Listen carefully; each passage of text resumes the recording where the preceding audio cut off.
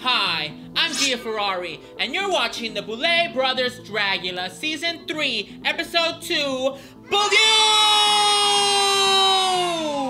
Mama!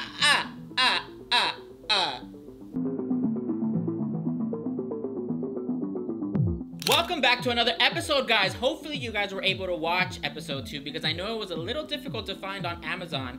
A lot of people were looking up Dragula and they couldn't find the episode, or they would go to the season 3 page and episode 2 wasn't there. I was like, what the hell, where is it? But if you look up Boulet Brothers Dragula, you will find it, although when I looked it up earlier to rewatch the episode and write my notes down, the episode wasn't there. So I don't know what's going on with Amazon or the Boulets, but hopefully they can get their together, because it's kind of bad that, you know, if we're not able to watch the episode, how are they gonna get the views and get a season 4? So let's jump right into this episode. There wasn't a mini challenge this time. It kind of just goes straight from the opening skit, which was a cute little, you know, they're bathing in a bathtub and then they need the blood of a very hot guy to warm themselves up. It jumps from that straight into the boudoir scene, which they all come in and they're wondering who was it that got exterminated last episode. And everybody's thinking Maxi, because her look was cardboard spray painted silver with not very cute doilies. So they're thinking that she went home, but then she walks in and everyone's like, Violencia went home? Like, how could that be? They were shocked, they were gooped. And so they asked about Violencia, how she did with the jump, and Maxi reveals that she did not jump. And this kind of upset some of the other contestants. They were like, girl, if you come into Dragula, you know you're signing up for, you're gonna do things that are spooky, that are scary, that are out of your comfort zone, and you don't do them. Like, I don't know, I can see why they were upset. And even later in the judging, Drac, she mentioned it, the big Boulet, she mentions that, you know, that you're coming onto the show, you know what you're signing up for, and it's kind of disrespectful not to go through with these exterminations. You know, they're not meant to hurt you, they're meant to really push you out of your boundaries. So it was this big topic about, you know, Violencia not doing it. And I like I said, I see where they're coming from, but I also understand that sometimes, you know, if you have this really intense fear, it's really hard to overcome. There are just some feelings that are really difficult, and unfortunately for Violencia, she couldn't overcome it, which is upsetting, but bye bitch, she gone. Let's move on. For this week's main floor show challenge, it was like kind of like a 3-in-1 type of floor show that they had to do. First, they had to come out with a vampire look, and it could have been any type of vampire. It could have been sexy, it could have been romantic, spooky, whatever they wanted to do with it. And then they had to not only be a vampire, but they had to present a burlesque performance to go along with their look, and also decorate a fan provided by Dirt Squirrel to go along with their look. So right off the bat, I was a little nervous about Landon, about Hallow, and about Yoska when it came to the burlesque aspect of the floor show, because Landon is a drag king, and when I think burlesque, you know, I think, you know, big titties and curvy bodies, and, you know, I think really feminine, you know, female burlesque is what I imagine. With Hallow, also, she's very, you know, gender fuck and androgynous, and so I was also kind of nervous about how Hallow was gonna come through with the burlesque aspect. And then you have somebody like Yoska who comes out with these weird masks and, you know, avant-garde. How is she gonna do burlesque? So let's get right into these looks. So Madeline Hatter, she comes out and she has her hair up in braids.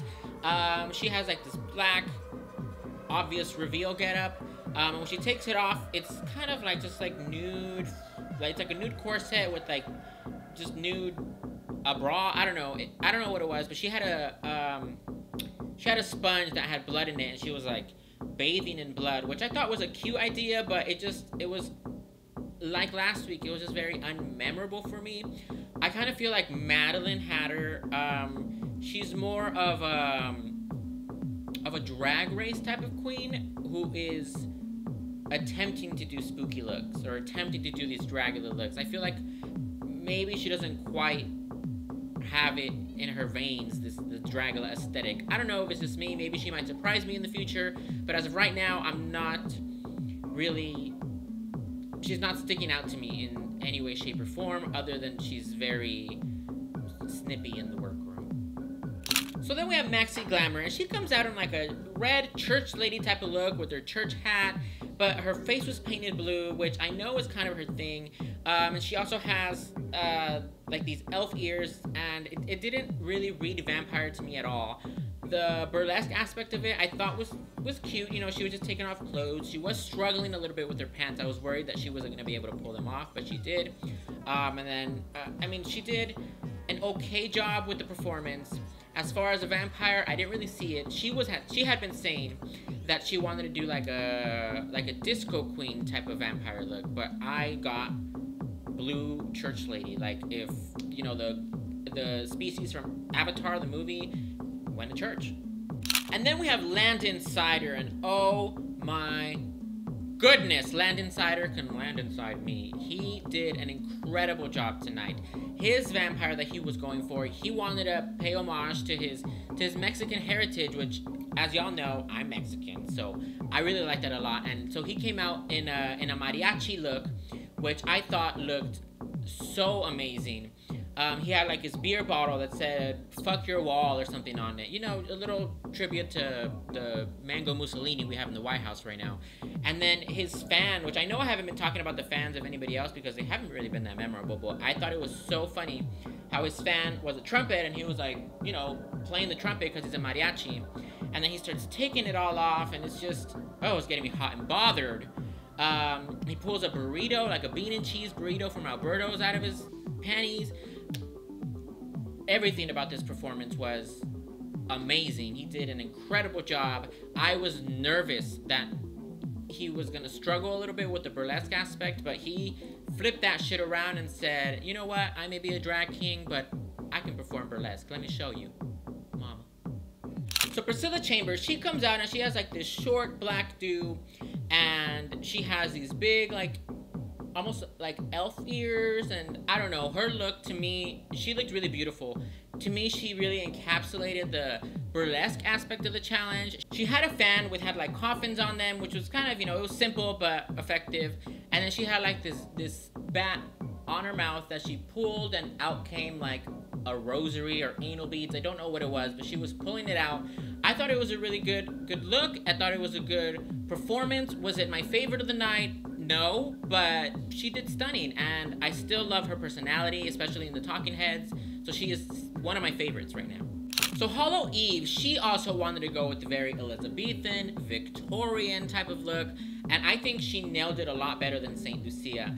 But she came out, but hers was very undead. So like her dress and her shoes, she was showing how she was distressing everything and making it look old and rotten. She had like these bugs that she put all over her face, and then she had, it was like, what, scorpions coming out of her forehead. It looked really badass. I don't know, it something about it, even though it was dead and, you know, moldy and rotting, it was very sexy, especially just the way she was performing. She was feeling herself and taking off the corset like really sensually and shaking her titties. And then when she, I don't know, there was like this blood on her face that I think might have come from the bugs. I'm not sure, but she was just like going like this, like she was eating and she was hungry for that blood. Her performance to me was one of the best of the night. Absolutely amazing. 2 thumbs up. So Yoska, she said that she wanted to come out and kind of be like a bat, which I thought was a genius idea because I know that she does more avant-garde looks, and so instead of doing a straight up, you know, stunning or dark, beautiful vampire, she's just gonna be the bat before the vampire. And then she comes out in like this kind of red get up with like these horns, and she had like her mouth covered with the veil, and then when she took off like the reveal, and she had like these really cartoony titties. It reminded me of like Alexis Mateo in season 3 when she did that stand-up comedy thing with the big titties, and then she had like this really big droopy ass, and she took off the veil to reveal a tiny little mouth hole. And it obviously did not read vampire to me, but it also didn't read bat to me. It read just like one of the judges said, it read like a devil type of look, and I thought this was a big miss. I was nervous about Yoska, and my nerves were right. She did pretty bad. So Saint Lucia. So when she was talking about her look, she was saying that she wanted to go for like a very Victorian, Elizabethan type of look. And so when she came out, I was a little disappointed because I was kind of imagining, you know, a really big skirt with like a really tight corset, and I don't know, it just looked very simple. And she had like this flower in her hair, which kind of reminded me of her look last week when she had like the flowers across her head. I know that her budget's a little tight when it comes to looks, but I know that she can pull off really beautiful looks. And while this was beautiful, it just wasn't eye-popping. And it didn't help that she only had 6 seconds of footage of her floor show for us to look at. So it was kind of difficult to really see the whole aspect of her performance when the editing of this floor show doesn't allow us to observe it all. So Dahlia Black, she comes out in like a white, kind of like looked like a sleeping robe almost, but it was very obviously a tearaway, which to me, personally, I'm not a fan of very obvious tearaways when you know that a garment's created just for the purpose of taking it off. So I thought she could have been a little more creative with that. But once she takes it off, she has like this really sexy red getup. She lets her hair down and she looks really stunning. She has that signature Black family, those bags that I also have, but I cover with makeup. I thought she looked beautiful. She did a great job this week. So then we have Louisiana Purchase, and she came out in like a pink, almost classic Vegas showgirl getup to do her burlesque, and I thought she looked really beautiful. I did like that she came out in pink as opposed to, you know, like black or red or something that we usually associate with vampires. So I did like that she did something different. She looked stunning. It was definitely a big up from last week. I thought she did an amazing job. So then we have Eva Destruction, and she comes out in like this red velvet type of dress, this little getup, and she has like it looked like a Chinese gold dragon. So I don't know if she was going for like a Chinese maybe type of vampire from like the, you know, Chinese Empire. I thought she looked beautiful. Her makeup always looks great. I liked her hair reveal where it was like these two big lumps, and then she takes it off to reveal like beautiful straight hair.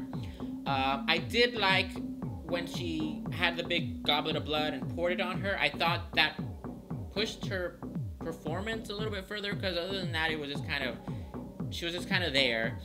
She did mention when she was talking about what she was going to do in her floor show that she was going to be showing she has a lot of body hair, and she was going to be showing it, and I was looking for it. Like, I never saw it. I think she was wearing like a sheer mesh fabric that was supposed to show the hair underneath, but I think if she was gonna really go that way, she should have just had her exposed bare chest, because I couldn't see it. I don't know if it was the lighting from the floor show or the fabric or what, but it wasn't there, and so I think that really would have pushed her look even further.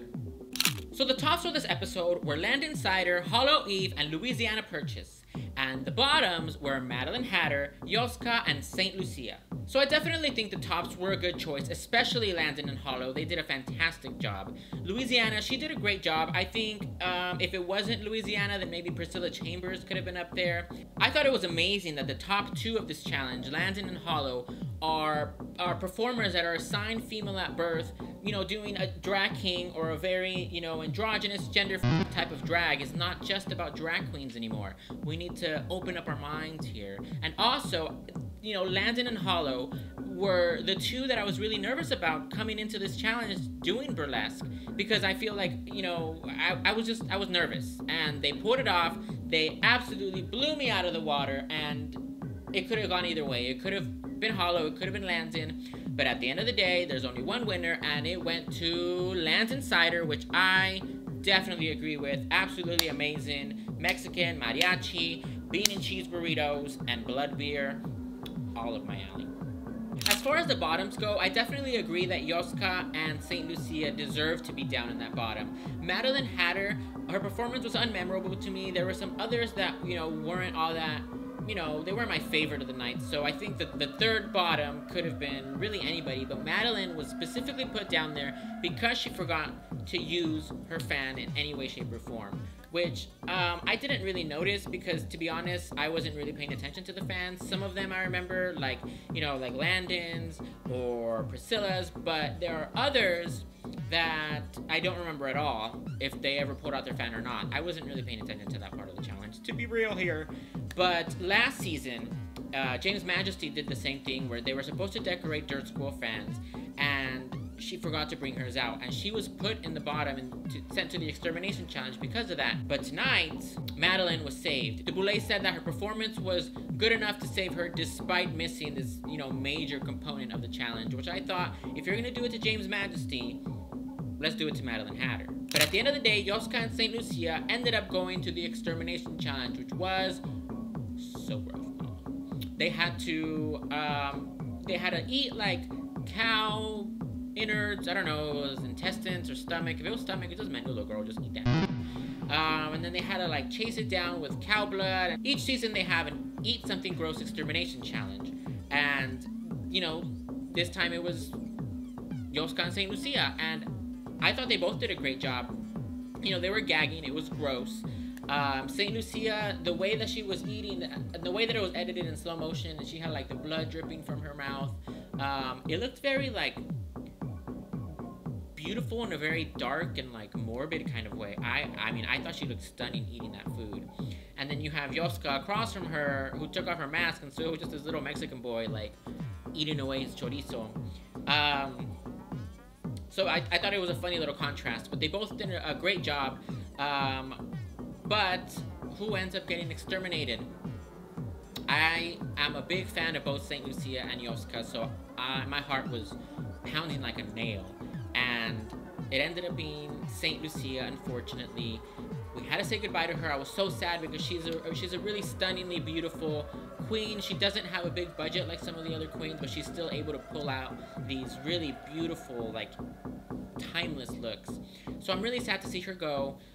She got stabbed with a crucifix. I don't know what it was. She got killed. That's how she died. She was a vampire, and so stabbed in the heart, eat some garlic. Bye, St. Lucia. She gone. Bye.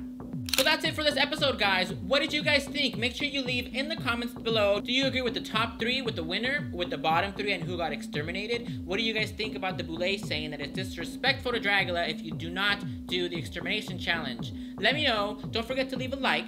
Don't forget to subscribe if you haven't already. Hit the bell wherever it is so that you're always notified when we post a new video. Follow me on Instagram at Miss Gia Ferrari. And I will see you...